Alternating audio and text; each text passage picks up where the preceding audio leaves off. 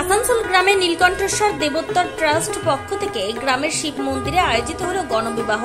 বৈশাখের লগন মাসে এই উদ্যোগকে ধন্যবাদ জানিয়েছে সাধারণ মানুষ।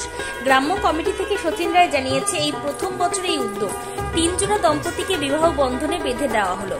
সমাজে পিছিয়ে পড়া সাধারণত দুস্থ মানুষদেরকে আমাদের ট্রাস্টের পক্ষ থেকে বিভিন্ন সহযোগিতা এবং বিভিন্ন কর্মসূচি করা হয়। খাট, আলমারি, ড্রেসিং টেবিল সহ খাওয়া দাওয়ার ব্যবস্থা করা হয়েছে।